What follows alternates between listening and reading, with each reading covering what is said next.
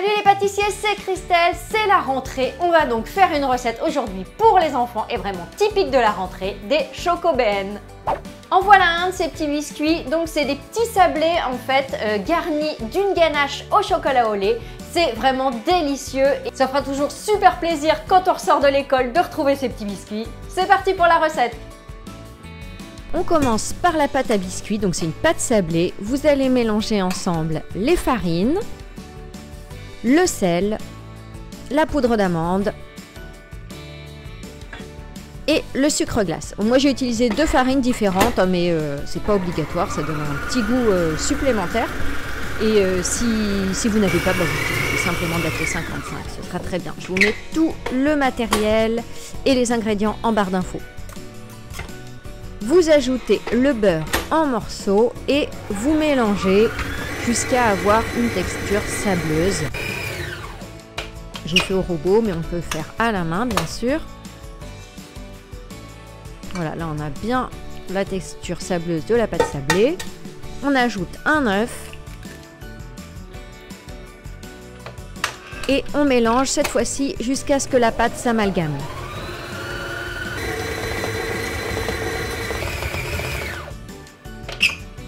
Vous récupérez la pâte, vous la placez dans du film alimentaire, vous formez une boule et là vous la laissez au réfrigérateur, le temps de préparer la suite pour qu'elle durcisse.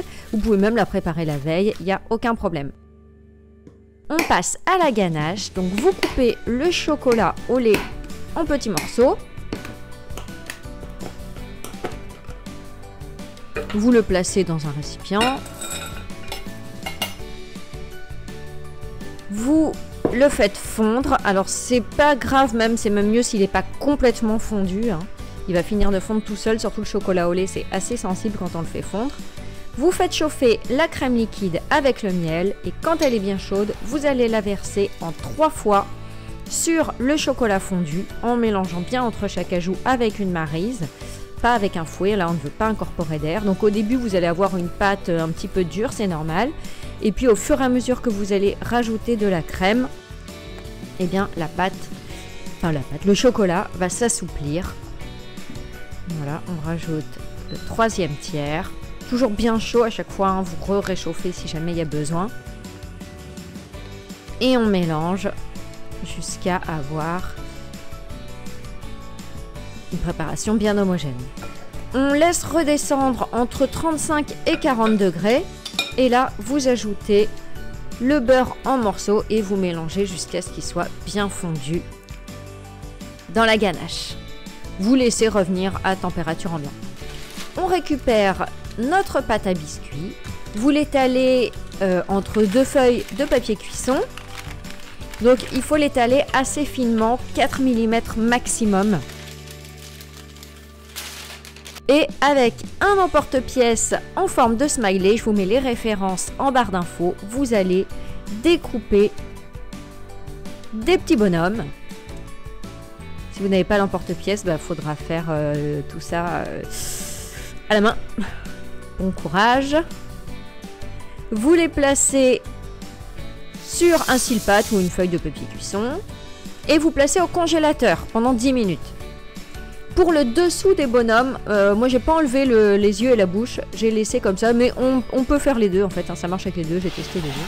Pareil, au congélateur 10 minutes, 10 minutes, et puis ensuite on enfourne en surveillant bien la coloration, ça peut changer suivant les fours. On récupère la ganache qui a commencé à épaissir, vous la placez dans une poche à douille munie d'une douille lisse, et vous allez la pocher sur le dessous de chaque biscuit.